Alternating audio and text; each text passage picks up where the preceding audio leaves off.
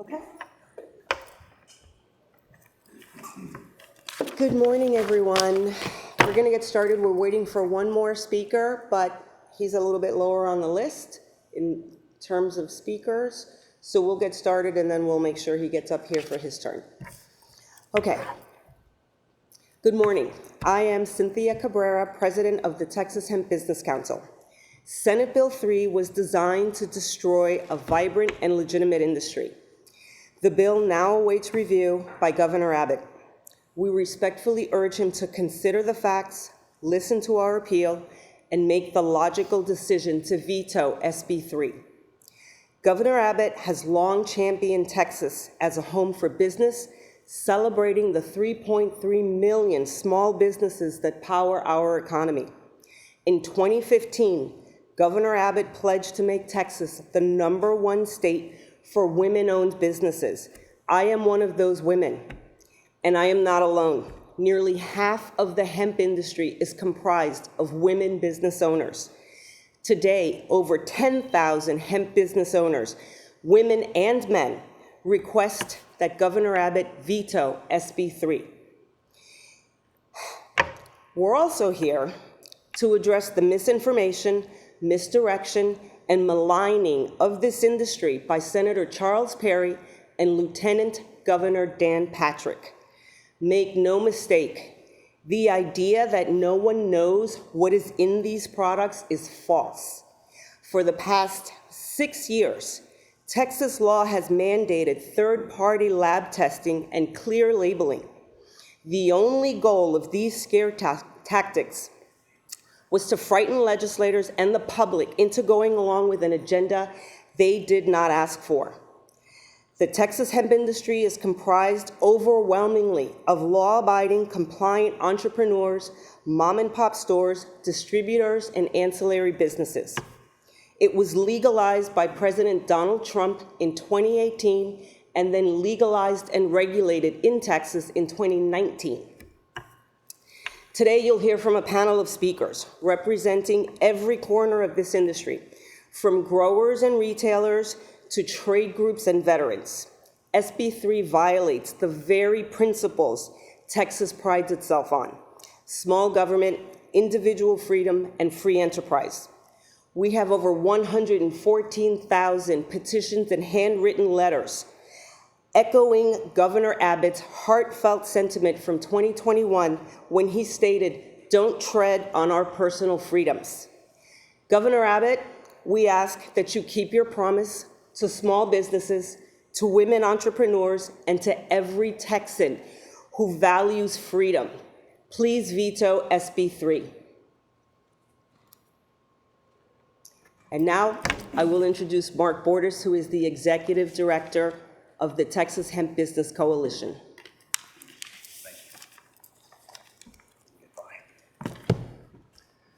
Thank you, Cynthia, and thank you to members of the press for being here today. My name is Mark Borders. I serve as Executive Director of the Texas Hemp Business Council.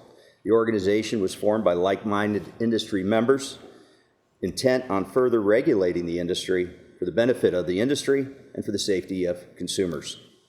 Texas has a proud heritage of creating a pro-business environment while protecting its citizens. Economic freedom, free enterprise, and limited government are the hallmarks of the Texas experience. The state has won 12 consecutive prestigious Governor's Cups for the best place in which to do business. But now we have witnessed an apparent triumph of raw politics over thoughtful policy, individual will supplanting the will of the people, as evidenced by numerous public opinion polls, every major newspaper in the state of Texas, and robust hearings. Hearings, by the way, which began early in the morning and went late into the night in one instance, and in the second case, it went into the next morning. Of course, Texans that chose to testify, over 90% were opposed to Senate Bill 3. So Texas is standing at a critical crossroads, not just for Texas hemp industry, but for the individual rights of all Texans, entrepreneurs, farmers, small businesses, and consumers. Thankfully, there's one stop left in the legislative process, and that is with the CEO of our state, Governor Greg Abbott. The hemp industry is a $10 billion a year enterprise employing over 53,000 Texans, which has grown year over year since its inception in 2018. Who contributes to this level of economic impact? Family farmers, local retailers, processors, many of whom are minority-owned and or veteran-owned small businesses. And as all of our legislative leaders are fond of saying, small business is the backbone of our state's economy. But equally important, let us not forget who else this legislation would harm: consumers. Texans use consumable hemp products for wellness, stress management, sleep and digestive aid, pain relief, and more as legal alternatives to addictive opioids or alcohol. Make no mistake, Senate Bill 3 is not regulation, it's old-fashioned prohibition. Prohibition did not work in the 20s for alcohol, and it will not work now for hemp. Not with e-commerce and an American public that's more mobile than ever. Border security and cartels remain chief concerns for Texans. The number one killer of Americans 18 to 45 years old is fentanyl, according to the CDC. If the cartels didn't bother getting licensed by the state of Texas, they won't be bothered, however, by an unenforceable ban. Ask yourselves this: do you think the cartels will be happy to fill any potential resulting product void? And do you think fentanyl poisonings will go up or down in Texas as a result?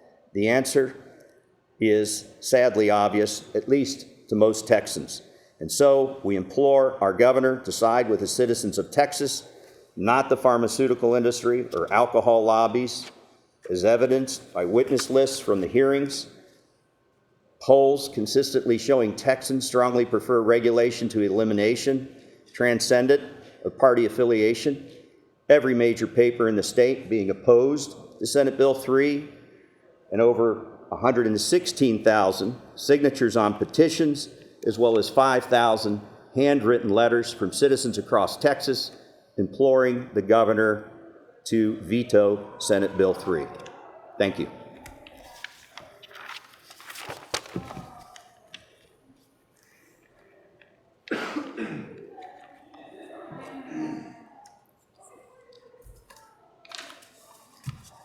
My name's Tara Latil, and I'm a small business owner in Texas.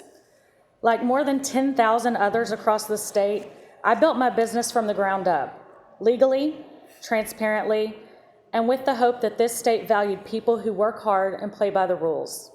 Today, that hope is dying. And if Senate Bill 3 is signed into law, our entire industry will be wiped out. This bill isn't just about big corporations pushing out small businesses. It's also being driven by misinformation, political posturing, and a lack of understanding. Some lawmakers are reacting to fear, not facts, while others see banning hemp products as an easier path than creating thoughtful regulations.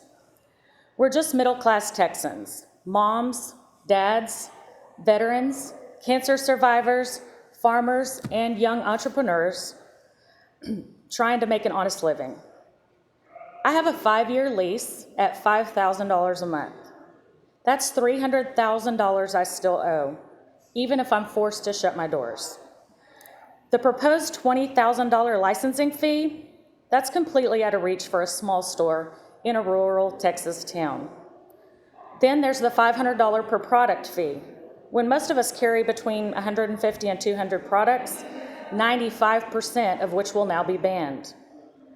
This bill's not designed to regulate us. It's designed to bury us in fees, paperwork, and fines until we have no choice but to shut down and walk away, leaving the market wide open for a few wealthy players who've been quietly funding this ban from the sidelines, not to mention the unregulated black market. You've heard from legislators and doctors talking about safety, but safety doesn't come from pushing small businesses out and handing the market over to monopolies. Safety comes from responsible access, regulation, and accountability, which we've supported since day one. The truth is, this bill doesn't just ban products. It bans people like me from surviving in Texas. But it's not just about me. It's about the customers who will lose access to the only thing that helps them. The farmers who will stop planting, the manufacturers who will leave, the employees who will lose their jobs, and the communities that will suffer. Governor Abbott, we're asking you to veto this bill, not for politics, but for principle. We followed the rules you gave us in 2019. We built businesses under the promise that Texas rewards hard work. We gave people an alternative to pain pills, alcohol, and hopelessness. Now we're being told that wasn't enough, that our votes don't matter, that our businesses are disposable. But we're not disposable. We're Texans, and we deserve to be heard, not outspent. Stand with the middle class, stand with the truth, stand with the people who built this industry, not the ones who bought it. Thank you.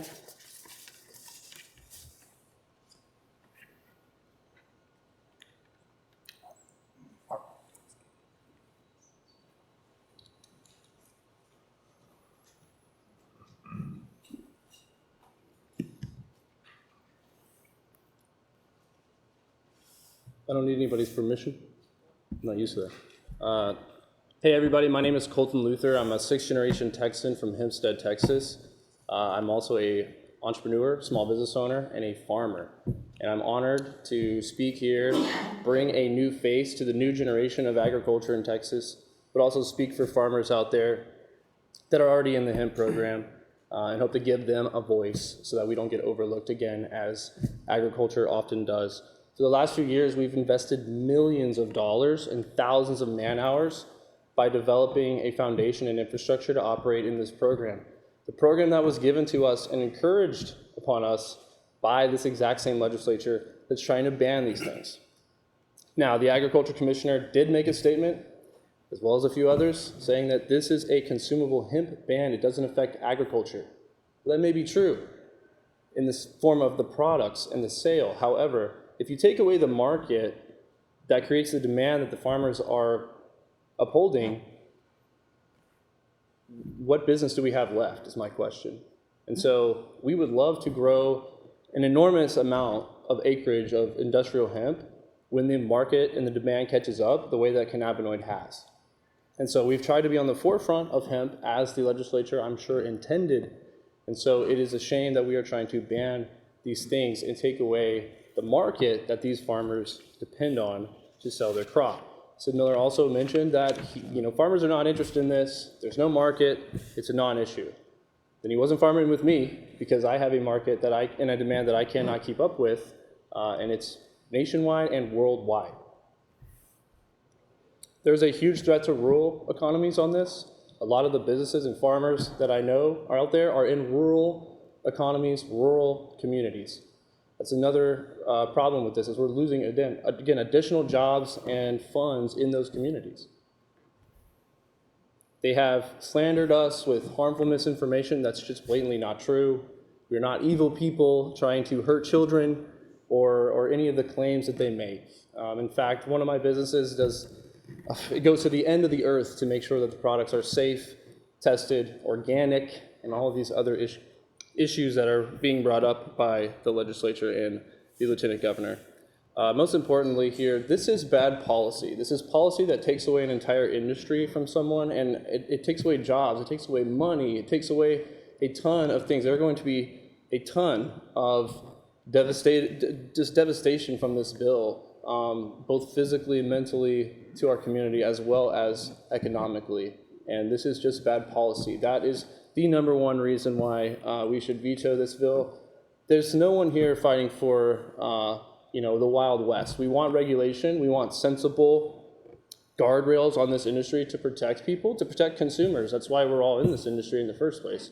But banning it is definitely not the answer. This bill is definitely not the answer. And this is bad policy. So farmers out there are uncertain now of the next season. We have people who are the largest grows in America that are actually on pause at the moment, losing money day by day, waiting to make sure that what they grow, what they process, and the transactions they do not land them a felony.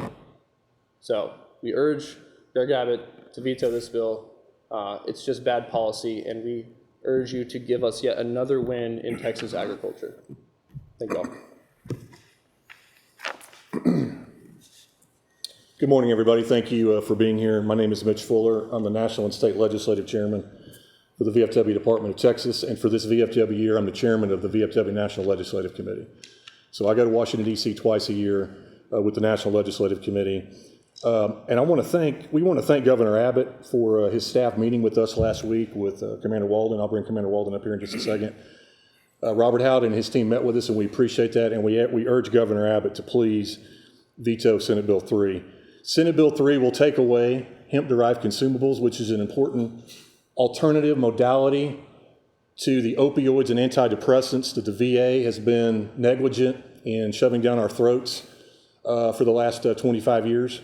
That's the problem. That's the poison, or the opioids. This is a national priority as well. I had the honor of testifying on this very issue in March before Congress with our national commander. Please don't take something away from us that works. Hemp-derived consumables work. More than 158,000 veterans have committed suicide in the last 25 years. 158,000. That was more than were killed in Korea, Vietnam, the Gulf War, every conflict, Iraq and Afghanistan combined. Taking this away from us is a threat. This is literally our lives that are at stake. Hemp-derived consumables have helped thousands of veterans in this state, millions across the country, avoid the pharmaceutical cocktail of opioids and antidepressants. One of those 158,000 suicides happened on April 7th, the day that the hearing in the House State Affairs began on Senate Bill 3, and that was an 18-and-a-half-hour hearing. As Mark Bordas said earlier, 90% of the people that testified that evening and that day, two-day hearing, were against Senate Bill 3, and we were part of that. I walked out of this state capitol at 2:30 in the morning. That's how much this means to the VFW. On the same day, April 7th, Mark Miller, a Navy combat veteran, walked onto the grounds of the Audie Murphy's VA facility in San Antonio, and he killed himself. He shot himself right there on the spot. And it's because of the opioids. It's because of the antidepressants. Let us choose what works best for us. I personally use these products, and it's not poison. At his press conference last week, which was difficult to watch, which is an understatement, the Lieutenant Governor, that press conference was an embarrassment to the state of Texas. And it was full of lies. And he said, I don't want 20, 30, 40, 50-year-olds getting this. Well, Lieutenant Governor Patrick, I'm 57 years old. I don't need you or anybody in this state to try to say that you're taking care of me. Because no one is suggesting outlawing alcohol, pharmaceuticals, or tobacco, are we? Those are the poisons. Hemp-derived consumables are not poison. They are helping us save our lives and helping us to have productive lives. A lot of talk about taking care of children. I'm a father. I've got two young adult kids. We all take that very seriously. But children also need access to this product. The night of that hearing, April 7th and 8th, before the Senate State Affairs Committee, there were mothers with their children talking about how this benefits them. So Governor Abbott, go back and watch that testimony. Watch that 14-year-old girl and that 16-year-old young girl, one of whom was in a wheelchair, talk about how this benefits them. This is serious. This is serious for us. This was our top priority to oppose this bill. Governor Abbott, please take care of veterans, take care of Texans, take care of small businesses, take care of us, and veto this bill. At this time, I want to bring up Dave Walden. Dave is currently our state senior vice commander for the VFW Department of Texas. And in 5 days, he will be our state commander. By the way, I'm an Iraq War veteran. Dave is a veteran of Iraq and Afghanistan. Dave. Sure. Good morning. My name is Dave Walden, and I am a U.S. Army vet, served from 2001 to 2012 with multiple combat deployments.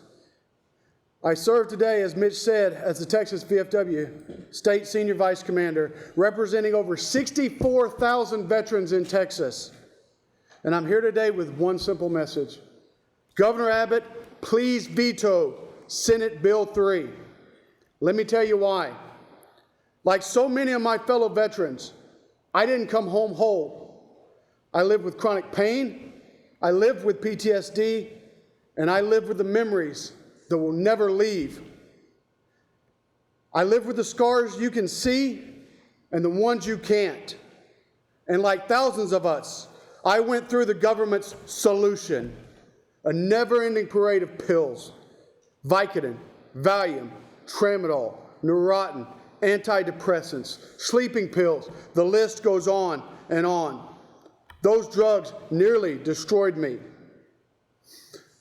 My wife once went to the store, came home with a friend, only to find me 2 blocks from my house, standing on the sidewalk, holding my cane at the low ready like a rifle, completely lost in a fog due to prescription drugs. I didn't know who I was. I didn't know where I was. All this was at a time where I could barely walk. Now the good news, I was moving so slow, I didn't make it that far. I was only 2 blocks from the house. But let's be honest, that's not funny. That's terrifying. That was the moment I realized the so-called solution the government gave me was killing me slowly. This right here, legal hemp-derived consumable THC gummies, brought me back. One man, a Coast Guard veteran, started a company that saved my life and the life of thousands of other veterans in Texas and across the country. I'm not going to call him out by name, but he's here today and he knows who he is. These gummies are clearly labeled, right there on the back. Safe, regulated, and effective. Since 2018, I haven't touched a single opioid or any of the other drugs that I mentioned above. I've rebuilt my life. I've become a better leader, a better husband, a better father, and ultimately a better man. But now Senate Bill 3 wants to turn this into contraband. It wants to turn me and thousands of other veterans into criminals for choosing an alternative that works for us.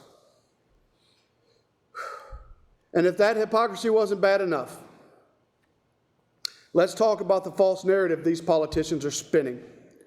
We've seen Lieutenant Governor Patrick and them stand up and paint this as a fight to protect children, but that is not the truth.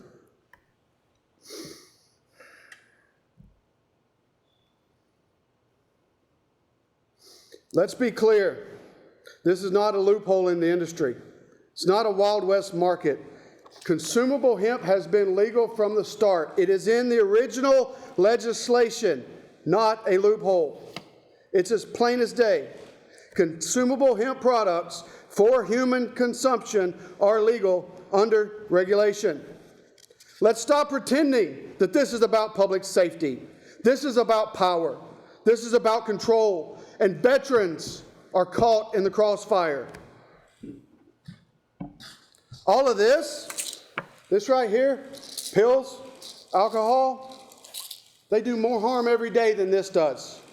But these are legal. Where are the ingredients on these? They're not there.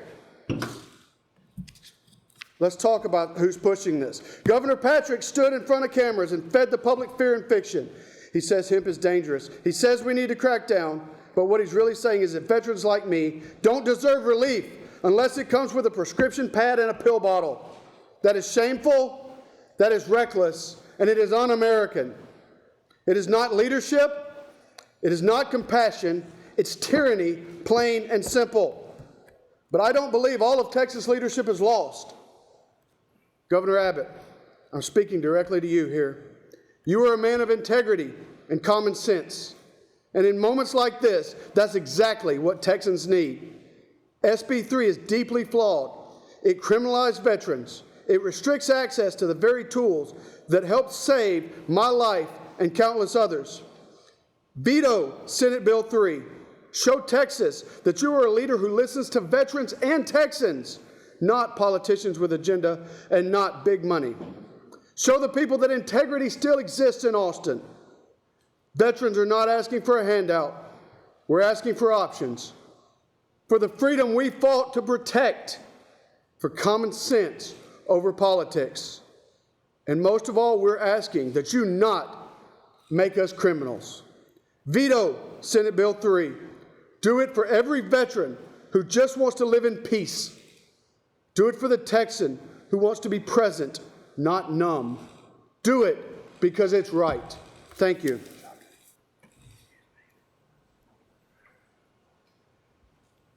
Thanks, Dave. So that concludes the prepared remarks by the speakers, and we'll be happy to answer any questions that you may have at this time.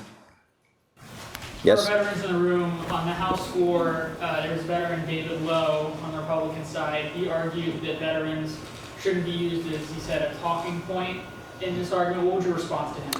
My response to him would be that our national convention and our state convention of both of the VFW set the #1 priority of national and of our state as protecting any alternative to opioids. That's one veteran's opinion. I have written consent that I speak for 64,000 veterans in Texas, not just one. Has there been any communication with the governor's office? Have you heard any information? We have not, but I want to compliment Robert Howard and his team. They met with us last week. We did ask for a meeting with Governor Abbott. We have not heard back from them. Yeah, and so at the conclusion of this, when we're done with the Q&A portion, you're welcome to come with us down to the first floor of the governor's office, where we'll be hand delivering these petitions to some of the governor's team. So I have a question. Folks lobbying in Texas yesterday also expanded the compassionate use program, and they pointed to that as an alternative for folks if these THC products, the ban is signed into law. Can you respond to that? Is that enough to meet the needs? Let me take this one. Go ahead. So let me respond just from the veteran standpoint, if you will. Let me find my little baggie here. This right here is 5 times less than what teacup is in its current state. For a veteran that lives on disability, I explored teacup. I did my own research. $500 a month is what it cost me versus $90 in gummies. A veteran that lives on VA disability and makes a couple grand a month and that's all the income they have, how can they afford it? So yes, it's out there, but it's not easily accessible. It's not easily affordable or any of those options either. We supported that. We supported that bill. We supported the expansion of it. That's one alternative modality as well. But let me piggyback and let me answer the question this way and fill you in on the sausage making the last 2 weeks. They didn't really want to do that. So 2 weeks ago on Memorial Day weekend, in the Senate State Affairs Committee with House Bill 46, they stripped out everything that was in the original House Bill 46. Over the Memorial Day weekend, a sacred weekend for us in our community. And we didn't know until literally yesterday what that was going to look like. So we commend the members of the conferees, the committee, particularly the House of Representatives. And I will tell you this, I want to thank Speaker Verse and the House of Representatives, because when we do our scorecard at the end of the session on which chamber supports veterans more, it's this side of the Capitol. Because there is a lot of good legislation that's gotten through the last 2 sessions in the House that the Senate didn't take out. But again, we support that, but it's going to take time to implement those changes. There's language in there about you got to have certain licensees by a certain date, and they have 2 years to sell the product. It's going to take a while to ramp this up. So in the meantime, you're going to take away potentially something from us that works right now that will be illegal on September 1st. You mentioned the original text of the bill that was offered by Senator Perry and pushed forward by Dan Patrick. If you go back to the original clip when they passed it in 2019, both seemed very complimentary when they passed it and seemed to know what they were getting into. What do you think changed their tune? Who wants to take that one? Let the industry take that one. Yeah, so I would have to say that other entrenched interests, perhaps adult consumables of other varieties, took note of the rapid growth of our industry and looked at it cynically and didn't want us to participate in providing relief and giving people wellness alternatives.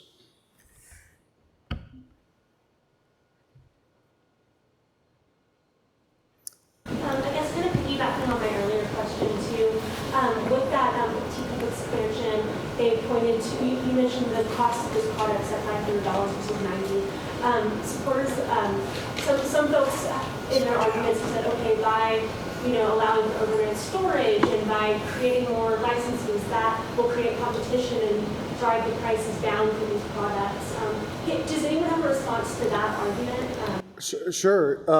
And again, the VFW supports Teacup as well. But let me just say, it's going to take time. It's going to take time. To Mitch's point, every day that a veteran has to stay on opioids is one day closer to pushing them to the brink.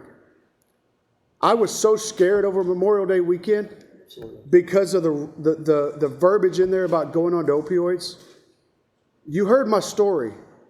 Were they going to force me back onto opioids was my question, right? I wasn't going to do it, so what was that going to leave me? So yes, to your point, Teacup expansion, we support it, but it's going to take too long. We're going to hold them to it, too. Hi, I just wanted to address a couple of things that were brought up just now. Mitch referenced the shenanigans that happened the past couple of weeks that got HB 46 passed. But let's talk about what happened during SB3. SB3 was used as a cudgel for people. So the lieutenant governor held funding for children. They held funding for children hostage, they held veterans hostage, and beat legislators over the head until they passed SB3.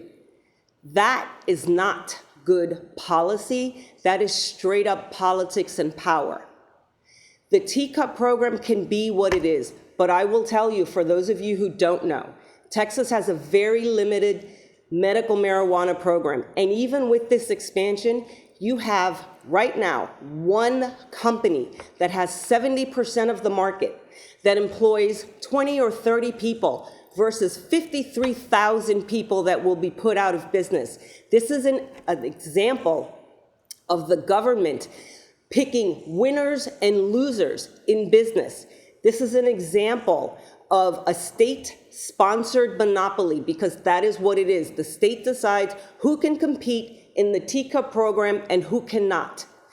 Hemp is a direct competitor. It is a federally legal product that competes with federally illegal marijuana in this state. And that seems to be getting passed over. So Senator Perry, Charles Perry, Lieutenant Governor, are pushing state-controlled monopolies of federally illegal substances over a vibrant 6-year legitimate industry signed into law by President Trump in 2018 and then legalized and regulated in Texas by them in 2019. Question for any of the industry leaders up here. We're coming up, if this is signed into law, I know right now the veto effort's in full force, but September 1st is rapidly approaching. How are companies preparing for that shift if it should go through? I think companies are looking at their options. They're exploring what they can do and what they can't do. I do know that many companies will move out of this state. That is not a free state. It is not a business-friendly state if this goes through. And if they move out, I will help them pack their trucks. Colton, maybe you could speak to the implications for farmers.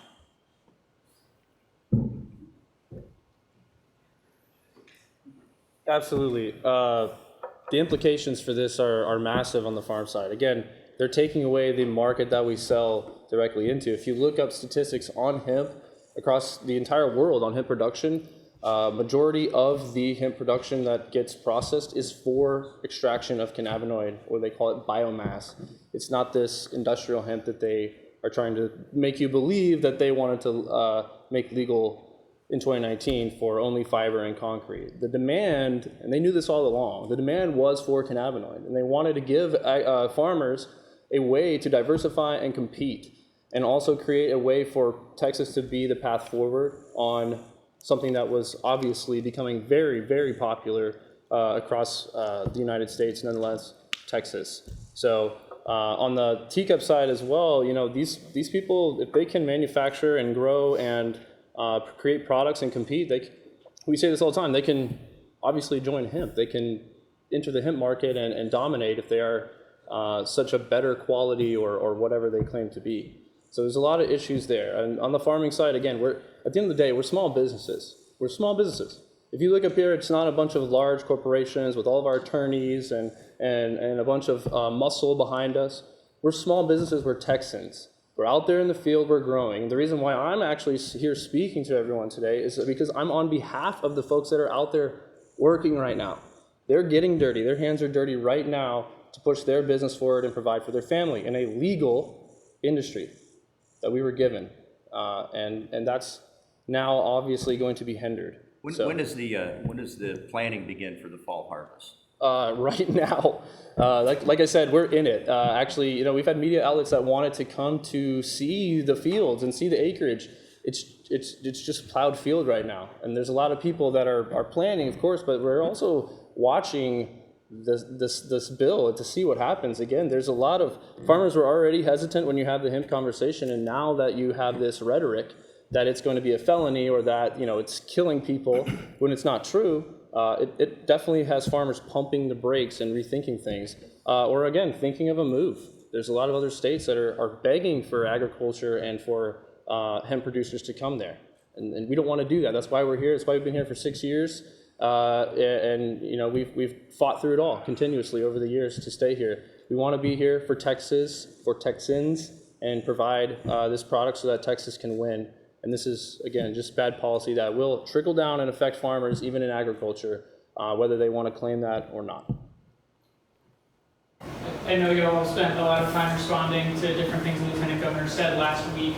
One of the things I don't think I heard brought up was his insinuation and not outright saying that consumable hemp kills people. Is there something that you would like to respond on that? Yeah, I was supposed to say it. Yeah. You don't want me to. I did hear that, which was super surprising, and someone here in this room actually researched the alleged 22-year-old who stepped in front of a train, and despite the fact that you can find everything on the internet, even stuff that's not true, there was nothing about that. No report, no nothing. So to the statement that these products are dangerous, they aren't. They come with instructions, they come with directions. We expect responsible adult use. The legislature at any point could have implemented a 21 and over policy and have chosen not to. That's not on the industry. For 2 sessions, we pushed an age gate bill. And for 2 sessions, it was rejected in favor of trying to destroy a homegrown industry. So if you're really concerned about children and you were really concerned about minors having access all this time, why didn't you just pass an age gate bill? It's a simple question that you will not get an answer to.